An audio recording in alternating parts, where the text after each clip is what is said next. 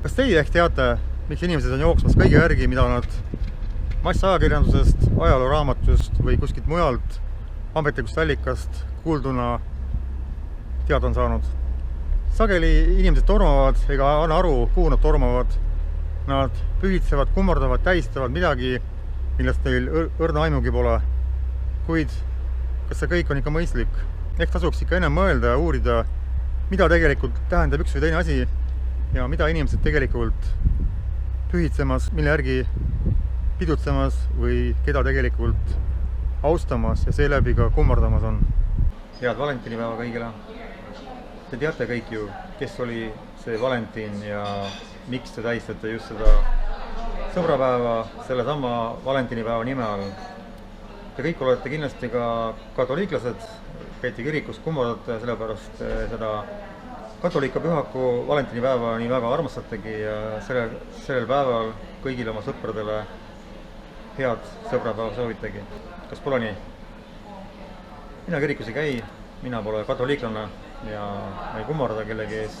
Seepärast ma ei tähista ka seda päeva, valentinipäeva, kellest ma üldsegi aimu sain alles nüüd, kui hakkasin uurima, kes oli see pühak Valentin.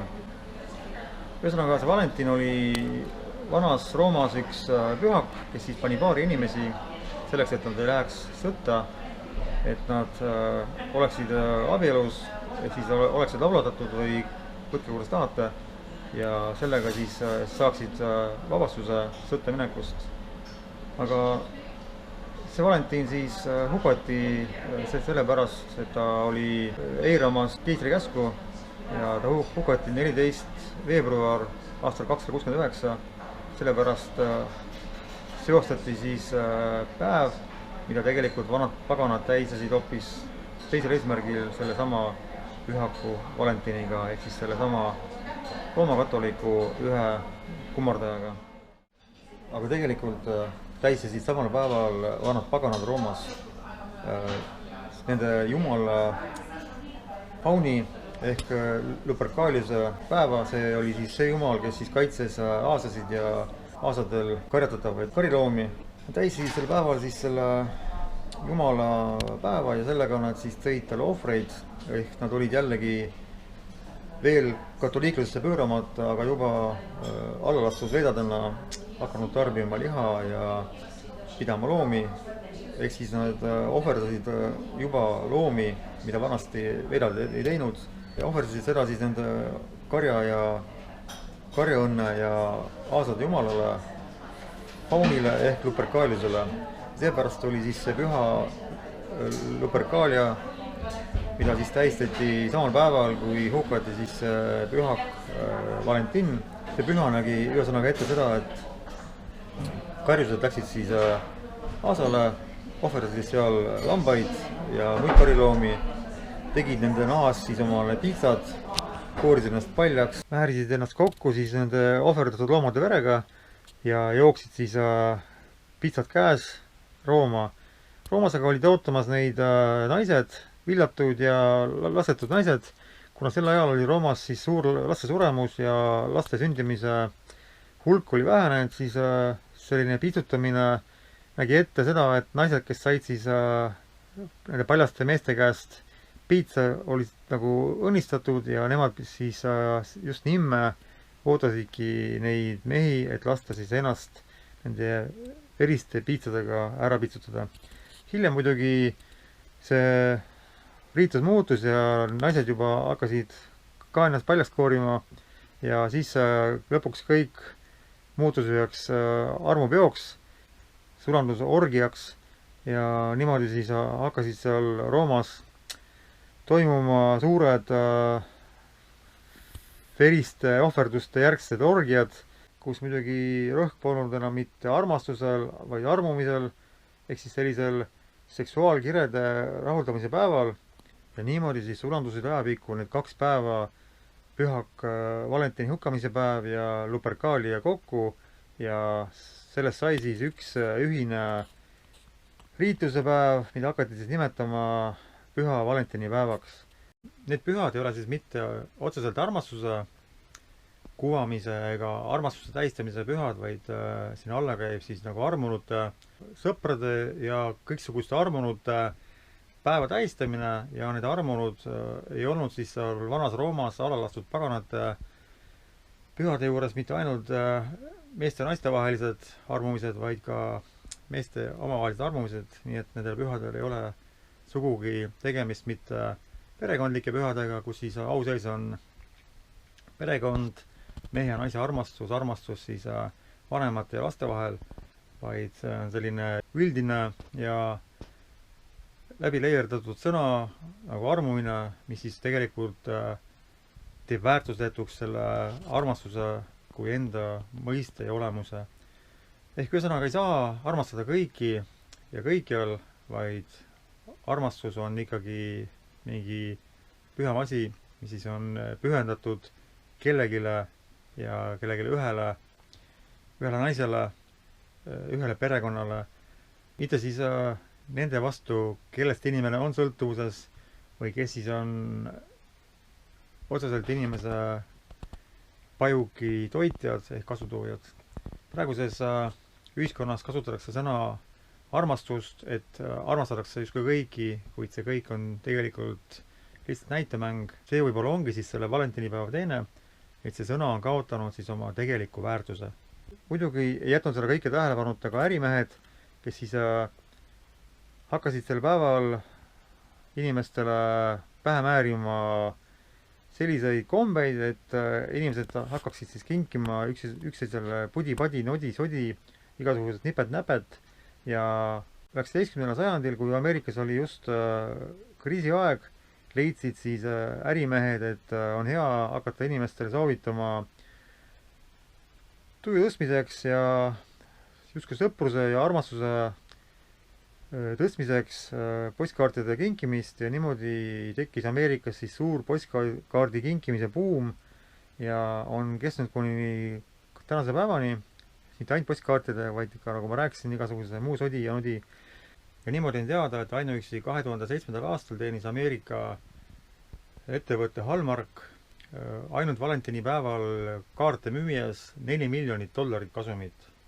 Ja muidugi ei kaasne sellega mitte ainult suured vanapaberihunnikud, sellega kaasneb väga palju prügihunnikuid, ehk siis maailma hävitamist, metsade mahavõtmist ja peale selle on täheldatud, et kasvab väga suur abortide hulk. Muidugi sõbrapäeva puhul ju võib püksikummi võib lasta lõdvemaks ja sõpradega võib noistada ja saistada ja pärast aborditööstusele siis anda jälle tööd, et aborte tuleks rohkem, nagu see siiamaani on toimunud.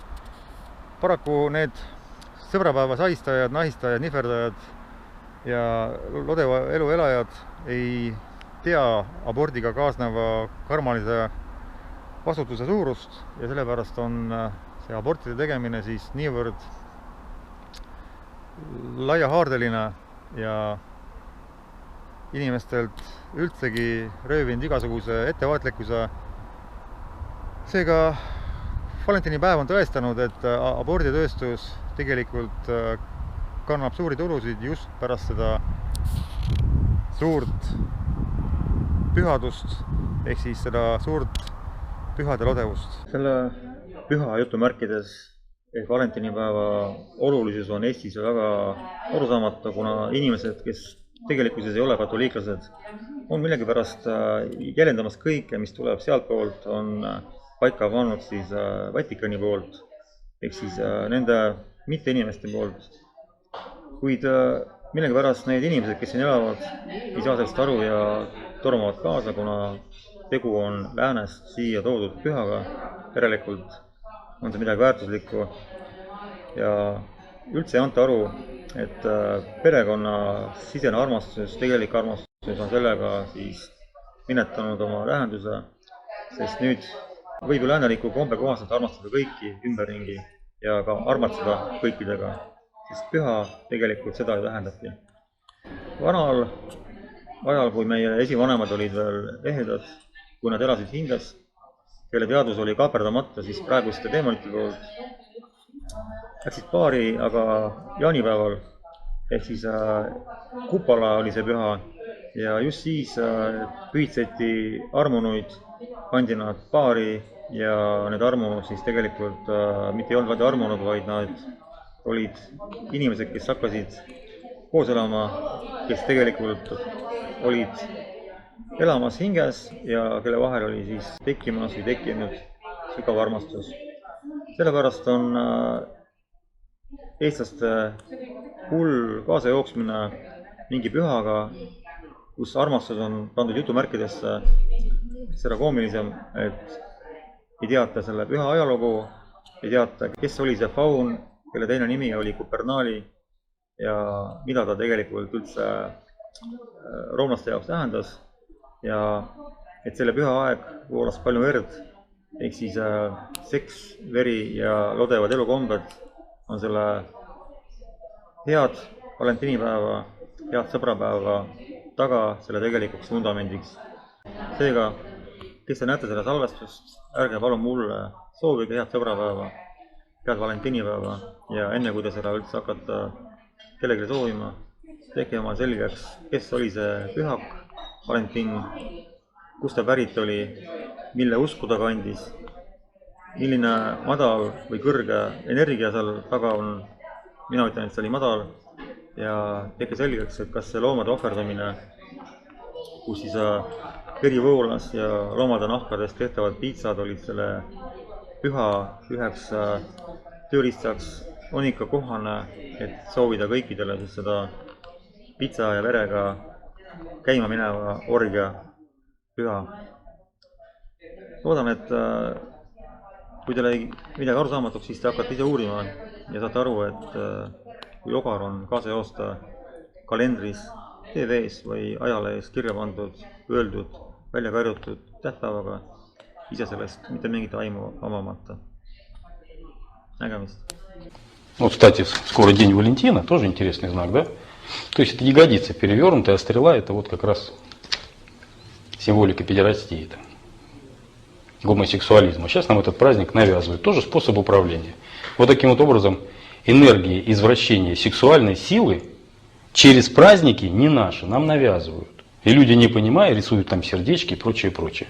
А вообще это фаллос и, в общем-то, заднее место человека. Если мы возьмем историю этого Валентина, откуда оно взялось и как, просто посмотреть, не то, что нам сейчас пишут, а как оно было на самом деле, то вот вся эта символика как раз скрывается. Поэтому все, кто праздновать будут этот день Валентина, вот это как раз день педерастов.